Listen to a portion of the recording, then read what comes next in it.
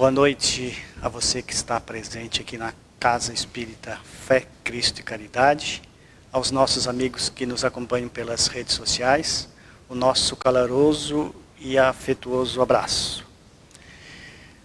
Nós queremos então iniciar a noite de hoje fazendo uma pequena leitura do livro Sementes de Felicidade. Diz o seguinte a mensagem: você é chamado à luta. Levante-se, disponha-se a trabalhar, lutar e servir. Avante. Tudo caminha para frente, impele, desperta, chama e dá responsabilidade. Preencha-se de coragem.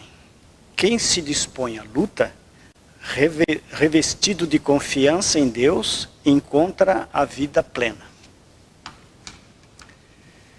Então, convido a todos para que a gente se recolha mentalmente, endereçando ao nosso Mestre Jesus o nosso agradecimento pela oportunidade de estarmos mais uma vez aqui ouvindo esta palestra.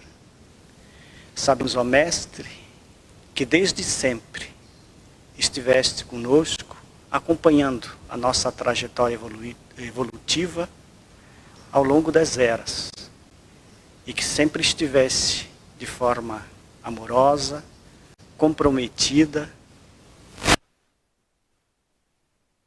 Por isso, sabemos que sempre estás conosco. Então, o nosso gesto de gratidão pela tua vontade, pelo teu amor para com todos nós. Pedimos que a tua paz esteja conosco, hoje e sempre. Assim seja. A palestra da noite, então, está ao encargo do nosso irmão Murilo, que ele vai falar sobre fé, esperança e caridade.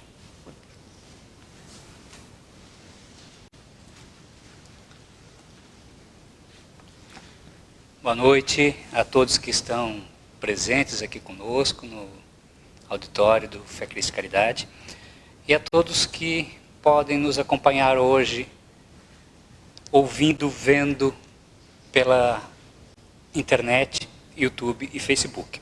Nós trouxemos como assunto da noite, como disse o nosso companheiro Paulo, fé, esperança e caridade.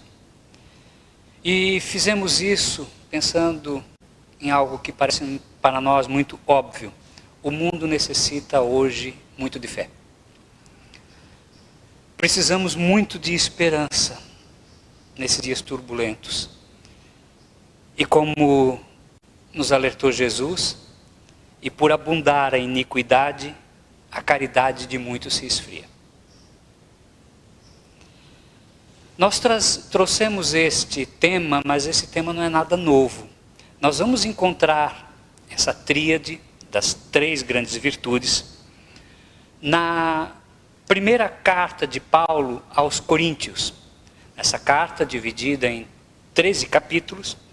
No 13º capítulo, e justamente no versículo também de número 13, ele vai, ao finalizar então a carta, dizer: agora, pois, permanece a fé, a esperança e a caridade. Essas três, mas destas três, a maior é a caridade, diz ele. Outras traduções colocam no local da palavra caridade, colocam amor. É certo que o original escrito em grego usa a palavra ágape, que era uma das expressões que se usa no grego para amor, que representa aquele amor mais profundo, aquele amor mais universal, aquele amor que não está apenas no relacionamento entre marido e mulher, entre uma família, o amor mais restrito, mas o amor mais universal. Então, desta forma, a tradução caridade ou amor está bem colocada, desde que entendamos o objetivo que ali está. Essas três virtudes colocadas por Paulo, elas são ditas como sendo as virtudes fundamentais. E elas representam, muito provavelmente, no entendimento mais profundo, não apenas uma lista de três virtudes, mas estágios de adiantamento, de busca de crescimento de nós mesmos. Paulo, provavelmente já inspirado por Estevão, do qual ele mesmo foi algoz, enquanto ainda se chamava por Saulo, cunha essas 3 palavras nessa sequência. E é nessa sequência que gostaríamos de trabalhar para que entendamos estas virtudes em nós. Elas são relembradas em vários outros momentos nas obras espíritas. Nós vamos ver, por exemplo, na Revista Espírita de fevereiro de 1862, 3 mensagens dos espíritos. A primeira, uma linda mensagem com o título A Fé. Logo na sequência, uma segunda mensagem com o título A Esperança. E adivinhe, a terceira mensagem com o título A Caridade. No Livro dos Espíritos, obra básica da doutrina espírita, na pergunta 941, que é uma pergunta onde Kardec vai tratar sobre o medo que a maioria de nós, o temor que nós temos muitas vezes a respeito da morte. E na resposta, os espíritos vão dizer que quando ele fala a respeito desse temor, de que aquela pessoa que já é justa, que já leva em consideração o amor no seu dia a dia, já não teme a morte. E diz assim: ao justo, nenhum temor inspira a morte, porque com a fé, ele tem a certeza no futuro. Com a esperança, falo contar com uma vida melhor. E a caridade, a cuja lei obedece, lhe dá a segurança de que no mundo para onde terá de ir, nenhum ser encontrará cujo olhar seja de temer. Coloca de novo a sequência das 3 virtudes. Mais do que isso, quando nós fomos então para o Evangelho segundo o Espiritismo, lá no capítulo 19, no item 11, vai dizer: a fé, a mãe da esperança e da caridade. Demonstrando então em vários momentos das obras espíritas a necessidade de observarmos essas 3 virtudes, sempre na sequência, sempre colocado desta forma. E ainda aqui no Evangelho dizendo que a fé é a mãe da esperança e da caridade. Então é necessário nós entendermos essas 3 virtudes observando como degraus de uma subida, de uma escalada. E meus irmãos, se nós que somos cristãos, que recebemos esses conhecimentos, que recebemos aquilo que chamamos de boa nova, o Evangelho, não pudermos manter essa chama de fé, quem mais poderá? Se nós que temos, como espíritas, a visão de um mundo espiritual, de crescimento, de alegria, de levar-nos a uma condição sempre maior, de um lindo horizonte, se nós não pudermos manter a fé, quem poderá? Mas muitas vezes a gente ouve pessoas dizendo: mas eu sou tão pequeno, eu faço o meu pequeno trabalho, eu sou tão pequenininho, eu não tenho força, eu não tenho expressão. Mas como disse, nós vivemos momentos de sombras. Vivemos momentos hoje na Terra de muitas dificuldades. E daí a pessoa vai dizer: puxa, mas daí mesmo é que eu não tenho muito o que fazer. Mas você já viu como uma pequena lâmpada, uma pequena vela, uma pequena chama na escuridão é capaz de guiar? Então, se vivemos momentos de densa sombra, um pouco que façamos já faz a grande diferença. Já faz os caminhos começarem a trazer a luz que pode ajudar a tantos. Então, nós precisamos mesmo, eles não precisam da nossa ajuda, já basta. Mas muitas vezes o bem, pouco se fala. Talvez porque sejamos bastante omissos ainda. Aliás, não talvez. Na pergunta 932 do Livro dos Espíritos, a questão que Kardec faz é justamente essa: por que no mundo, tão frequentemente, a influência dos maus sobrepuja dos bons. Por que a gente vê tanto mal? Será que é porque tem tanto mais gente mal neste mundo do que boa? Eu não sei se eu vivo numa bolha, mas a maioria das pessoas que eu conheço são de confiança. São pessoas que eu posso depositar alegria, a fé e o convívio. E se nós perguntarmos para a maioria das pessoas, é assim. A maioria das pessoas que nós temos contato são pessoas boas. Mas não é o bem, e não é o belo e o bom que nos vemos no dia a dia. Então talvez não seja pela quantidade de pessoas más que existem no mundo que o mal abunda. E a resposta vem justamente nos esclarecer. A resposta da questão 932 diz literalmente, por fraqueza destes, dos bons. Por fraqueza. Os maus são intrigantes, audaciosos. Os bons são tímidos. Quando esses o quiserem, os bons preponderarão.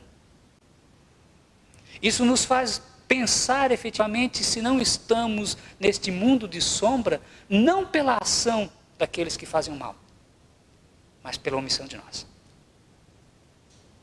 Por essa omissão, pela timidez que temos de dizer não queremos mais desta forma.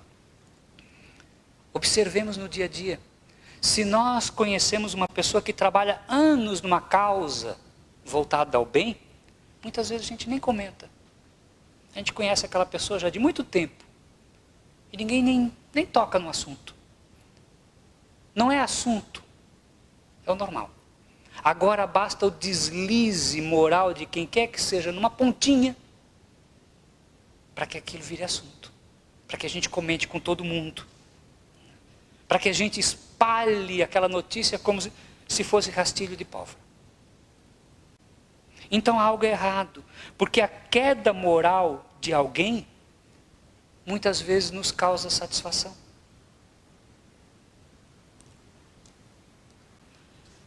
Mas só se satisfaz com a queda moral de alguém quem é moralmente inferior.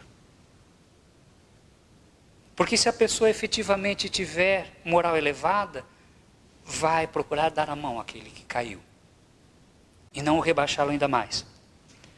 Claro que não se fala aqui da ideia de ficar acobertando o erro de quem quer que seja. Não é nesse sentido. Isso seria daí também uma grande omissão. E muitas vezes até cumplicidade. Eu vejo uma situação de erro e nada, deixo quieto como se nada tivesse ocorrido. Não se trata disso. Trata-se de alardear o bem. De levar a fé, de levar a esperança, com o mesmo ímpeto de que muitas vezes levamos ou vemos ser levado as más notícias.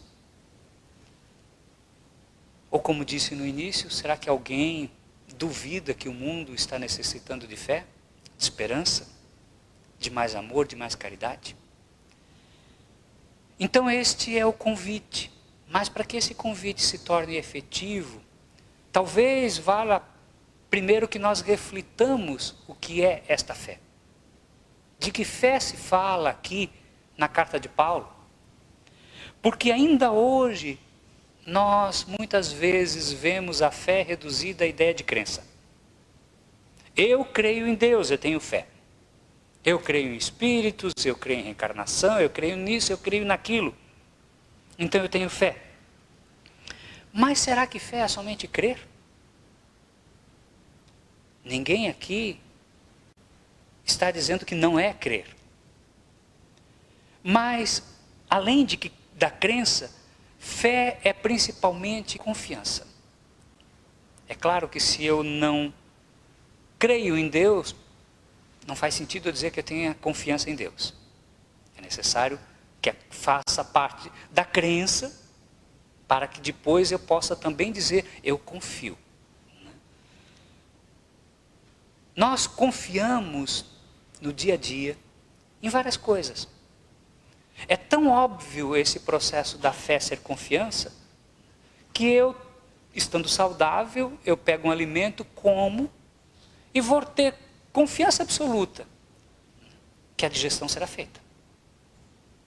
é um ato de fé. Nós confiamos naquele processo. E por isso, não duvidamos e fazemos normal. Tanto é que se diz no meio jurídico, eu tenho fé no Paulo. Eu confio no Paulo. Eu dou fé ao Paulo. Eu dou confiança. Aquilo que vem dele, para mim, é válido. Então a palavra fé tem esse contexto, né, de dar confiança. Como disse então, no capítulo 19, item 11 do livro dos Espíritos, quando ele vai falar sobre a fé, ele coloca no texto, então, a seguinte frase, cunha uma frase muito importante. É a mãe de todas as virtudes que conduzem a Deus. A mãe de todas as virtudes. Inicia-se pela fé esse processo de conquista dessas virtudes. Por isso Paulo a coloca como a primeira. E no sentido mais etimológico, na estrutura da palavra, quando nós vamos procurar os grandes estudiosos que identificam o que significa a palavra fé lá nos evangelhos, e até mesmo no Velho Testamento, ela representa, além de confiança, ela representa uma outra palavra. Que se fôssemos traduzir, essa palavra seria mais verdadeira para o sentido que está lá. A palavra fé, quando é encontrada nos evangelhos, significa fidelidade. Quem já não ouviu a frase alardeada muitas vezes por muitas das correntes cristãs, né? Deus é fiel. Sim, Ele verdadeiramente o é, né? Porque Ele é totalmente fiel para conosco. A questão é o quanto nós somos fiéis a Deus. O quanto nosso relacionamento com o divino tem fidelidade. Porque a fé é crença, é confiança e é esta relação de fidelidade dos dois lados. É o que dá origem a uma plena confiança, é a fidelidade. Por que eu tenho confiança em tal pessoa? Porque ele é fiel ao que temos acordado entre nós, ele é fiel, então eu tenho confiança. Então é o processo de fidelidade no relacionamento da criatura com o Criador. Esta é a fé verdadeira. Nós vamos observar nos evangelhos, após várias e várias curas que Jesus faz, ele vira para a pessoa e diz: a tua fé te salvou. Ou a tua fé te curou. De que fé que ele fala então? Será que é simplesmente a fé, crença? A pessoa acreditou nas palavras que Jesus falava? Tomou aquelas palavras como verdadeiras e bastava isso? Ou era algo mais profundo? Era ele realmente ter esta confiança, essa entrega, de que a espiritualidade, a força do Cristo que ali estava, seria capaz de transformá-lo, de curar. Então, por ser fé, fidelidade e confiança, ela é a base da regeneração das nossas virtudes. É a partir dela que nós crescemos. É a base da mudança de nós mesmos. É o que nos dá mais luz e que nos alimenta o processo de conquista de virtudes. Em Mateus, no capítulo 17, item 20, Jesus cunha uma frase conhecida por muitos de nós, mas que neste momento então vale a pena refletirmos um pouco mais. Porque em verdade vos digo, que se tiverdes fé, como um grão de mostarda, direis para este monte, passa daqui para acolá, e ele há de passar, e nada vos será impossível. Como nós não temos visto montanhas ficando passeando de um lado para o outro, né? Eu ao menos nunca vi, não sei se vocês viram por aí as montanhas passeando. Né? Talvez as montanhas de que ele fale não sejam tão literais. Né? São outras montanhas que a fé é capaz de mover. Aquelas que me impedem de caminhar. aquele monte que está no caminho e que me impede de prosseguir, que são os nossos defeitos, que são os nossos vícios, que é o orgulho, que é o egoísmo e que também é a falta de confiança em Deus e em nós mesmos. Essas são montanhas que nos imobilizam, que não nos permitem dar passos além.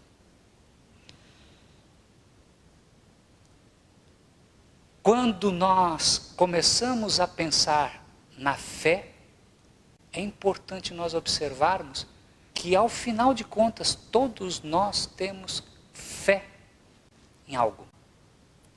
Confiamos em algo. Acreditamos em algo, mesmo que a nossa confiança, a nossa crença seja, não há nada depois da morte. Esta é a tua crença. Esta é a tua fé. E é isso que te move ou que te imobiliza. Eu tenho confiança, fé de que alcançarei tais objetivos. É a tua fé. Eu tenho certeza que por mais que eu faça, não conseguirei. É a tua fé. É a tua crença.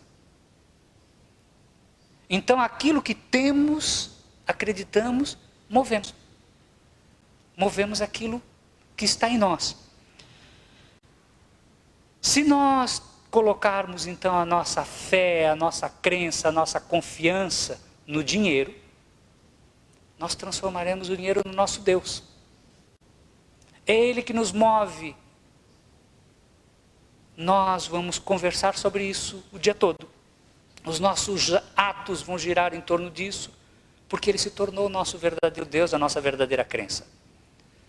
Se a nossa crença, aquilo que nos move, a confiança que temos, o Deus que temos, for o sexo, a mesma coisa. Nós vamos refletir sexualidade o tempo todo. É isso que somos. E assim com o poder, com todas as outras questões. Talvez possamos assim entender melhor quando Jesus diz que ninguém pode servir a Deus e a Mamon. Ninguém pode servir a dois senhores ao mesmo tempo. Porque nós vamos botar as nossas energias naquilo que acreditamos. Onde estiver teu tesouro, aí estará o teu coração. Onde colocarmos a nossa adoração, a nossa fé, é para ali que nos movemos. É ali que levamos as nossas maiores energias. Então a fé nos abre horizontes. A fé em Deus, na espiritualidade, na divindade, em algo maior, nos abre outros horizontes maiores. Para destinos que antes ignorávamos.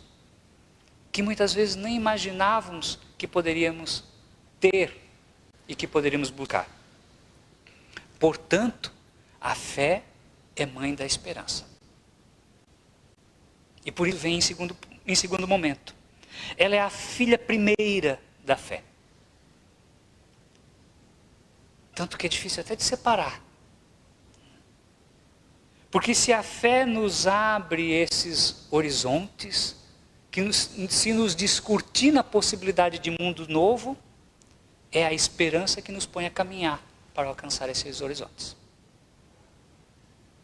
Porque não basta ficarmos olhando um lindo horizonte, se não nos dispormos a ir até ele. Ele sempre vai estar lá. A fé é a esperança, é o combustível. Perdão, a esperança é o combustível alimentada por esta fé. É ela que nos move na direção do alvo que a fé nos mostra. Para ter esta esperança concreta, nós temos que nos alimentar de algo que está na moda. Uma palavra que está na moda. Não é nova, mas virou moda. Chama propósito. Objetivo.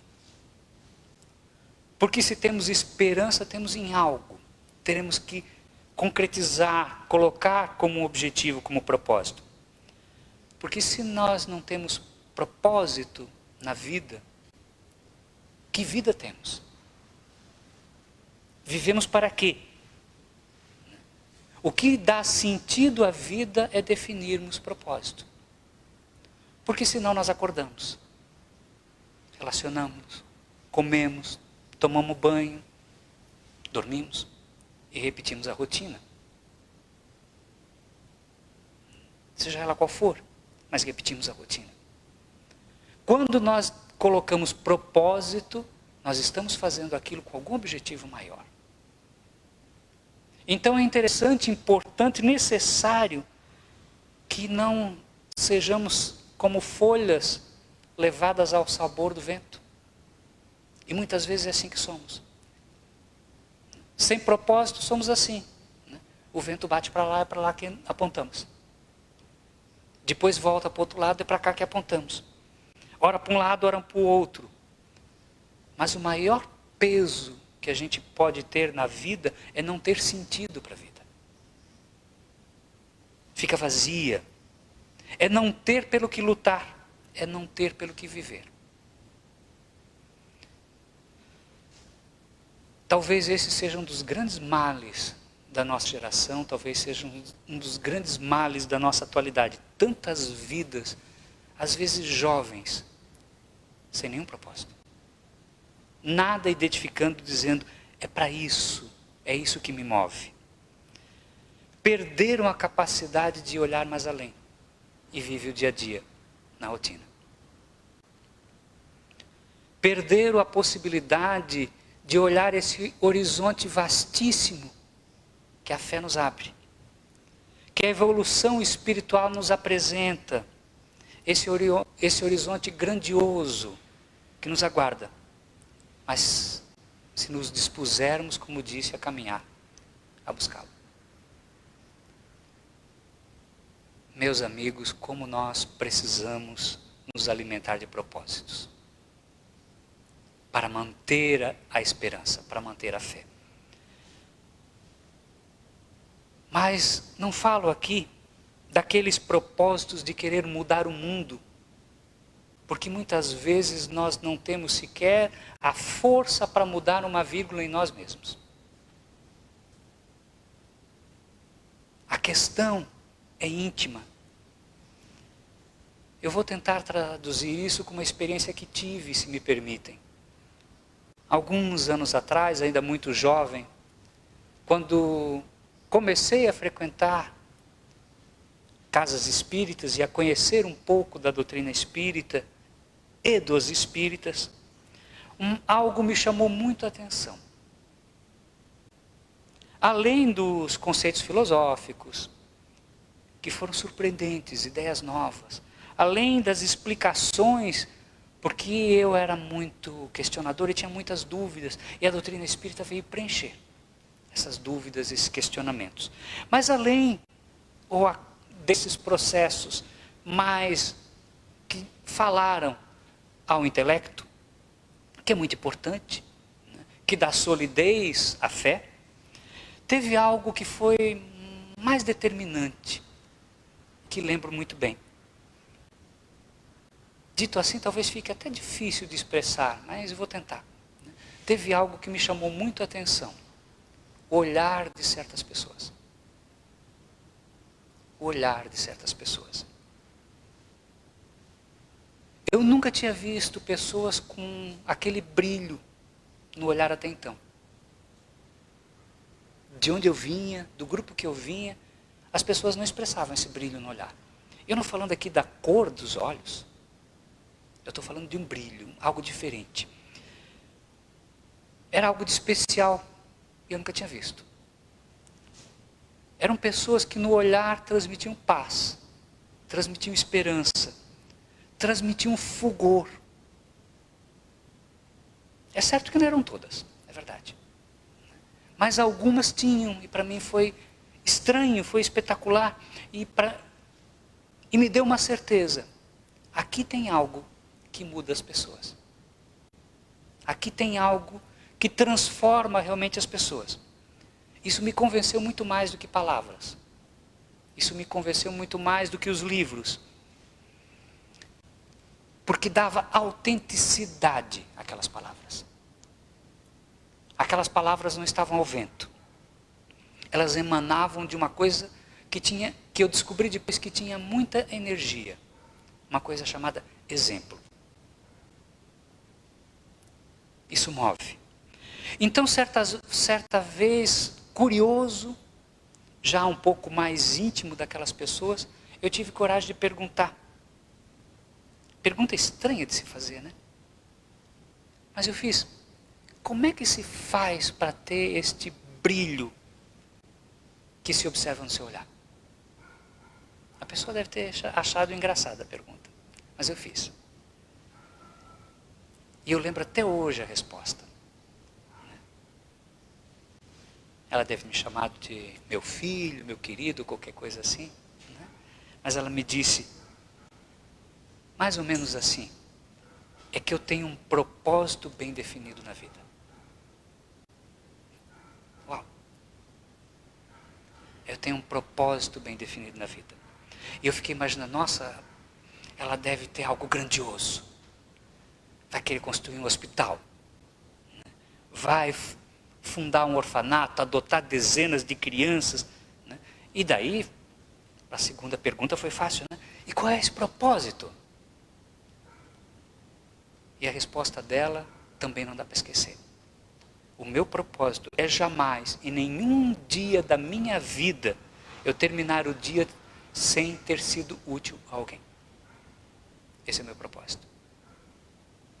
É jamais, em nenhum dia da minha vida, eu colocar a cabeça no travesseiro e ter percebido que aquele dia eu não fui útil para ninguém. Se eu não tiver oportunidade de fazer algo concreto, eu pego o telefone e ligo para uma pessoa amiga. Pensei em você. Como é que você está? Essa é a diferença, meus irmãos.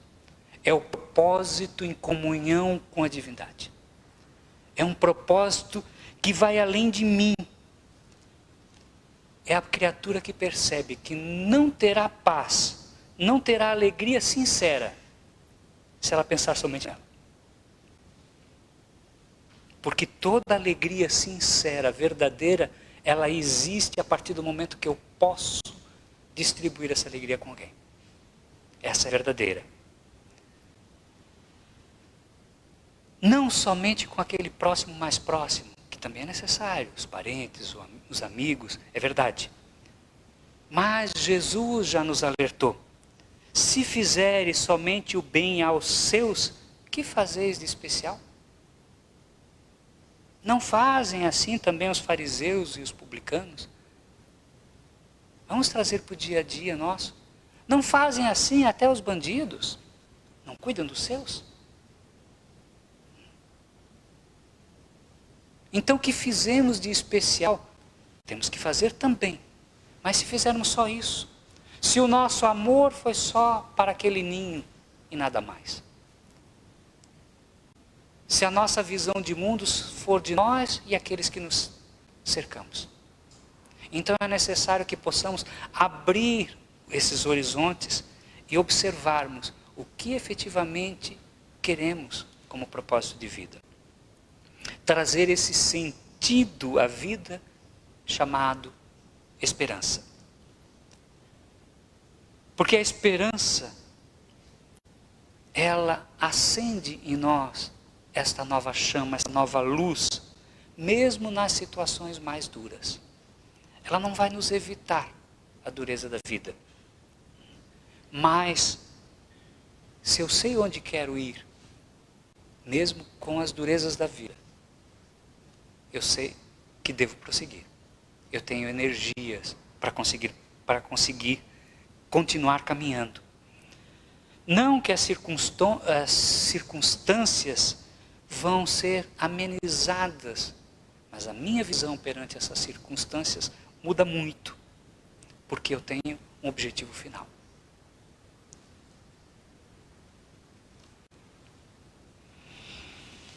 A esperança, portanto, alimentada pela fé e sustentada pelo propósito ou pelos propósitos, nos permite ver a vida muito mais além da rotina que muitas vezes caímos. É ela que nos alimenta para que nunca nos falte luz. Se a noite muitas vezes é escura no nosso caminhar, a fé e a esperança nos dizem: amanhã nascerá um novo dia. Sempre nascerá um novo dia depois da noite escura. Essa confiança que temos na natureza, temos que ter na vida. Todo o processo da vida, por mais duro que seja, é passageiro. E se não for passageiro nesta vida, será em outras, porque somos criaturas eternas. E temos que ter confiança nesse processo. Não apenas como crença, mas como verdade. Mas cuidado, para que não confundamos esperança com o verbo esperar. Esperança não vem de um derivado de esperar. O verbo que poderíamos usar é esperançar, que usamos pouco, mas é o correto. Porque a esperança é ativa, ela nos convida para caminhar em direção aos objetivos, diferente de ficar esperando. Não é esta a ideia. Quando temos a esperança, temos a convicção de que vale a pena nos pôr em caminhada. E aí chegamos então na terceira dessa virtude, dessa tríade. Se essas três virtudes fossem representadas num triângulo, as bases seriam a fé e a esperança, e o ápice seria a caridade. Como disse Paulo, é a maior das três. Pois aquele que realmente consegue praticar a caridade, esse amor ágape, em plenitude, é porque já desenvolveu as outras duas. Já tem as outras duas como base. Então já consegue. É tornar concreto as forças que a fé nos dá. É transformar a esperança na forma de obras, de ações. E não falo aqui somente nas ações exteriores, nas obras exteriores de construir algo, mas a maior das construções, que é a construção de nós mesmos. O maior dos propósitos, que é o nosso próprio crescimento. É traduzir em frutos a semente que lançamos pela fé.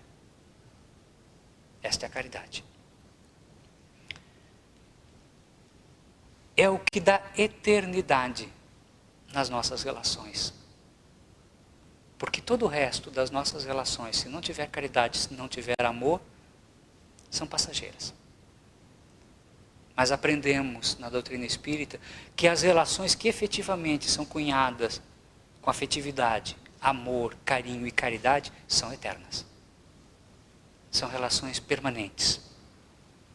A caridade transforma até o ato de dar algo em algo elevado. Não, peraí, agora alguém não entendeu. Dar algo já não é caridade? Não. Dar algo é apenas doação. Eu tenho um monte de roupa lá no guarda-roupa atrapalhando. Aí eu dou. Quanto de caridade está envolvido nisso? Ou será que eu apenas me livrei do entulho que estava incomodando? Então, quando eu revisto este ato de caridade, eu penso, quem efetivamente está precisando? De que maneira isso pode ser útil para alguém que efetivamente está precisando? Vou jogar num canto ou vou buscar? Então, a caridade é que dá embalagem à ação, ao gesto, que senão seria apenas gesto. É ela que nos eleva espiritualmente, e não o gesto em si, que pode ser vazio. No livro Vinha de Luz, psicografado por Chico Xavier, pelo Espírito Emmanuel, no item 110, o título da mensagem chama-se Caridade Essencial. Ele vai justamente trabalhar esta questão da ação envolta por caridade. Diz ele que todas as formas de caridade são belas, são meritórias. aquele que doa o alimento, aquele que doa o agasalho, aquele que doa o remédio.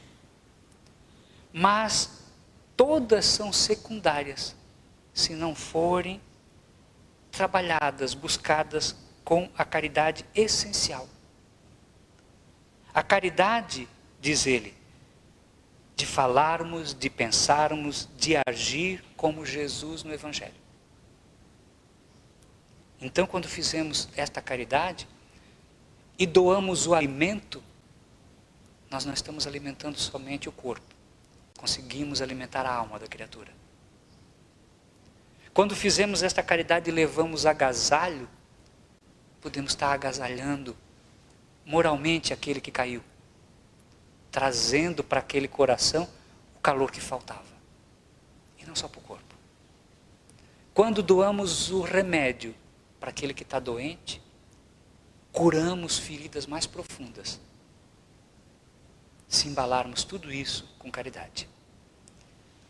É a caridade essencial, como colocada no Livro dos Espíritos, quando Kardec pergunta qual a verdadeira caridade como entendia Jesus, e a resposta dos Espíritos, resumida a 3 palavras: benevolência, indulgência e perdão. Benevolência para com todos, indulgência com a imperfeição alheia e perdão das ofensas. A caridade que todos podemos fazer, independente da condição financeira. A caridade do bom dia, do sorriso. O sorriso é tão espetacular que até hoje, coberto com a máscara, nós conseguimos ver o sorriso no olhar da pessoa. Observaram isso? Né? Nós estamos andando na rua e a gente sabe, este sorriu para mim. O sorriso se expressa no gesto de auxílio, no ato de ouvir alguém. 2 minutos que você ouve a pessoa, e ela tem um alívio de receber aquele carinho que não te custou mais do que isso. O olhar de compreensão. Aí está a caridade essencial. Por isso, talvez, que Paulo, quando nesta mesma carta que começamos o nosso trabalho, a primeira carta aos Coríntios, quando ela inicia, ele vai falar desta caridade, vai falar dessa ação. Essa carta é muito conhecida, principalmente entre nós brasileiros, já que a famosa banda de rock, a Legião Urbana, teve uma versão cantada. E nós vamos pegar algumas frases aqui e observarmos, né? Porque Paulo diz assim: ainda que eu falasse a língua dos homens ou dos anjos, e não tivesse amor ou caridade, seria como o metal que soa ou como o sino que tine. E ainda que eu tivesse o dom da profecia e conhecesse todos os mistérios da ciência, e ainda que tivesse toda a fé, de maneira tal que transportasse as montanhas, referindo-se a Jesus, mas que se não tivesse amor, eu nada seria. E ainda que distribuísse toda a minha fortuna, para deixar bem claro que a caridade não é só distribuir objetos, dinheiro e bens materiais. Porque ainda que eu distribuísse toda a minha fortuna para sustento dos pobres, e ainda que entregasse o meu corpo para ser queimado, e não tivesse caridade, nada me aproveitaria. Não nos cabe mais confundir doação com caridade. A caridade é profunda. A doação pode vir até embalada com caridade. Deve. Ele não diz para que não dê nada, mas que se eu der, sem caridade eu nada sou.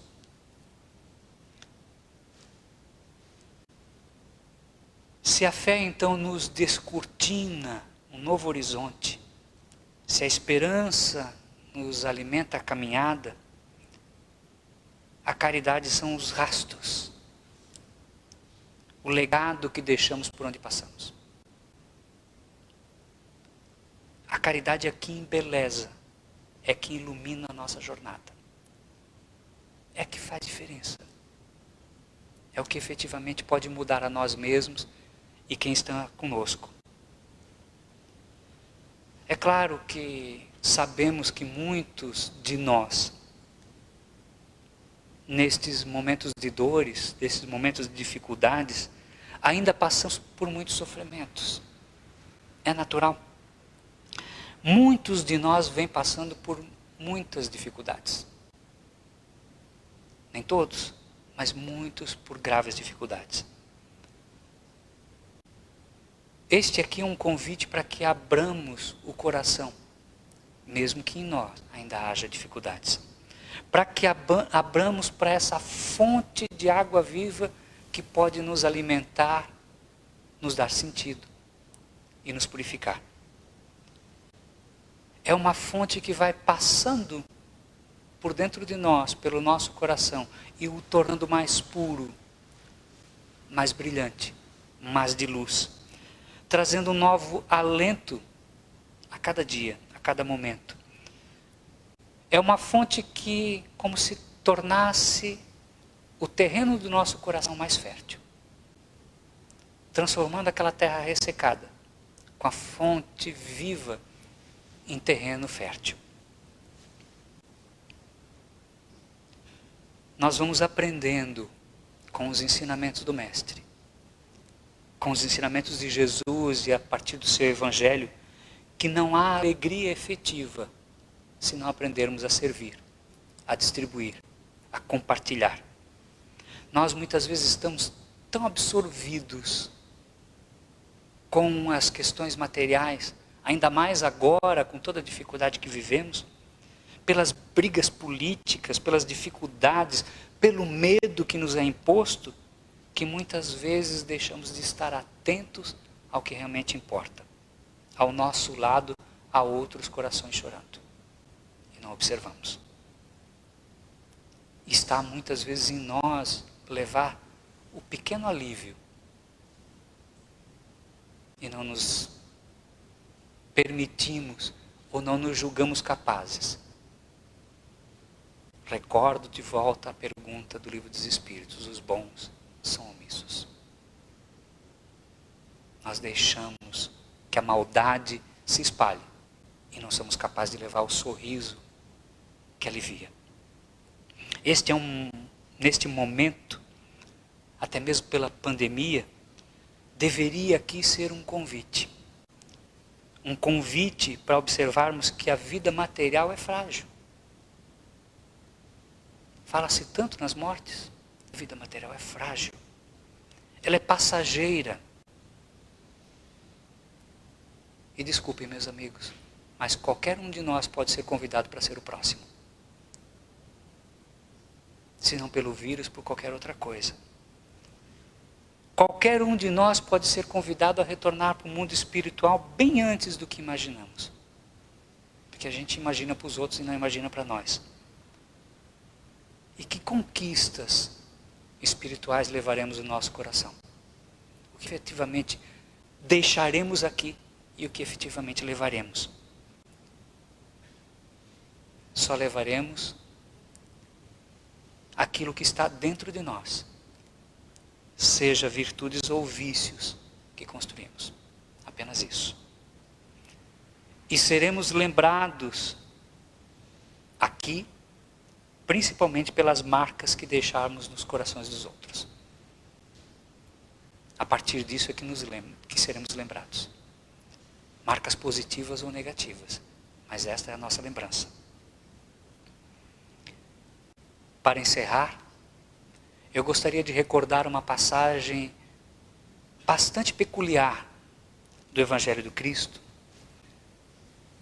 que é um momento em que ele, eu vou tentar resumir, não vou fazer uma leitura, em que ele passando por uma cidade chamada Jericó, uma cidade provavelmente murada pela descrição dos evangelhos, como eram muito comuns na antiguidade, e ele saindo às portas da cidade, ele encontra um cego, ou passa por um cego, mas ele está rodeado pela multidão, e o cego, observando aquela balbúrdia, aquele barulho, aquela situação, pergunta: o que está ocorrendo. E alguém diz para ele, é Jesus, o Messias, o profeta de Nazaré. E o cego de Jericó então brada e grita, Jesus, filho de Davi, tem misericórdia de mim. E alguém, querendo ouvir o que Jesus estava falando, chega para lá no cego e diz, fica quieto. Mas ele não se intimida. E brada pela uma segunda vez, Jesus, filho de Davi, tem misericórdia de mim. Jesus então para e diz, trazem-o aqui. Então alguém chega para o cego e diz, alegra-te, ele quer te ver. O cego larga a capa que muitos historiadores dizem, né, que era necessário para que pudesse se mendigar. Era a licença que Roma dava para dizer, este aqui não pode trabalhar de nenhuma outra forma. Ao largar a capa, se ele voltasse, a capa não estiver mais ali, nem mendicância, ele poderia fazer mais. Mas ele vai com fé. E chega perto de Jesus. Jesus o acolhe e faz uma pergunta curiosíssima. O que queres que eu faça? Pouco perspicaz esse Jesus, né? Ele curava pessoas. Um cego brada por ele. Ele vai perguntar o que ele quer que ele faça? Pouco perspicaz? Não. Jesus sabia muito bem, mas queria dele a posição de mudança, de caminhar, de buscar. E a resposta dele é muito importante para nós. Que eu veja, Senhor. Que eu veja. Então, meus amigos, nestes momentos de dores, nesses momentos de dificuldade, talvez a prece mais profunda que possamos direcionar ao Mestre hoje é dizer para ele, Mestre, Senhor, que eu veja. Que eu veja quais são as fraquezas que eu preciso mudar. Que eu veja quais são as dificuldades que eu ainda preciso mudar em mim para caminhar. Que eu veja o que eu tenho que fazer. Que tu possas me mostrar caminhos que eu veja. Tem misericórdia de nós, Senhor, para que possamos ver. Para que não sejamos cegos perante a vida que se descortina para nós. Mas não observamos o horizonte. O horizonte que a doutrina espírita nos abre o coração e as mentes, mas que muitos de nós ainda não vemos. Vemos no intelecto, não sentimos no coração. Não enxergamos as belezas que estão diante de nós se nos propusermos a caminhar com fé, com esperança, movimentando energias que chamamos de amor. Precisamos deixar nossa cegueira de lado. Essa cegueira que imobiliza. Deixar a capa e acreditar que vale a pena caminhar. Perceber que a felicidade real está naqueles que aprenderam a espalhar sementes de fé, de esperança e de caridade. Entender a proposta daquele que disse que veio nos trazer vida, mas não apenas vida, vida em abundância. Não abundância na vida, não dinheiro, mas vida em abundância. Se tivermos isto firmemente no coração, e ainda não temos esta alegria no olhar, é porque não nos dispusemos a colocar em prática aquilo que aprendemos todos os dias. Certa vez me foi passado um pequeno poema que foi encontrado, rabiscado, provavelmente por um pequeno pedaço de prego, numa das paredes de um dos campos de concentração nazista, escrito por uma criatura que passou provavelmente ali muito tempo, sofrendo as dores mais terríveis, mas mantendo a fé, mantendo a esperança em dias melhores. E com ele encerramos a nossa fala. O poema não tem rima na nossa língua, mas a força das palavras permanece. A estrofe diz apenas assim: amanhã fico triste. Amanhã. Hoje não. Hoje fico alegre. E todos os dias, por mais amargos que sejam, eu digo: amanhã fico triste. Hoje não. Que saibamos trazer alegria aos nossos corações e distribuir. Muito obrigado pela paciência e por esse momento de compartilhamento. Paulo?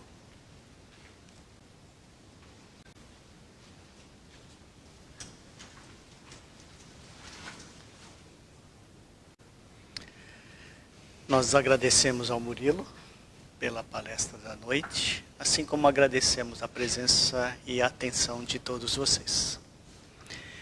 Então nós vamos passar para a prece de encerramento. Para tanto, convidamos a todos para que a gente possa apaziguar os nossos corações, os nossos pensamentos, lembrando as palavras de Jesus, que disse que onde houver 2 ou mais reunidos em meu nome, eu estarei entre vocês. Nessa certeza de que o Cristo está conosco, dirigimos a Deus a nossa prece de gratidão. Pai de amor e infinita bondade, que nos criastes para que possamos, com o propósito de sermos felizes, e para tanto, basta que sigamos caminhando no caminho do bem, seguindo o que Jesus já havia dito. Mas, Pai, somos ainda orgulhosos, teimosos, e continuamos fazendo atalhos atrás dos nossos vícios, dos nossos momentos de falta de lucidez. E não importa quão longe vamos nesses atalhos, sabemos que temos que sempre voltar de onde paramos. Porque Jesus já havia dito que Ele é o caminho. Que possamos, ó Pai, nos lembrar sempre disso. E que possamos sempre trilhar o caminho do bem, para que possamos alcançar a felicidade e que um dia possamos te ver face a face. Pedimos a tua bondade e a tua proteção para toda a humanidade terrena que passa por esses momentos de dificuldades e angústias, para que a gente aprenda com essas lições e que possamos dar passos firmes na direção do bem e do belo. Pedimos ao Pai a tua proteção, a tua luz. Que assim seja.